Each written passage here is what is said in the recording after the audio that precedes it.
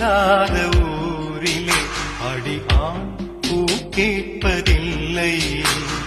பெண் இல்லாத ஊரிலே கொடிதான் பூ பூப்பதில்லை. உன் புடவை முந்தானை சாய்ந்தது இந்த பூமி பூ பூத்தது. இது கம்பன் பாடாத சிந்தனை உன் காதோடு யார் சொன்னது?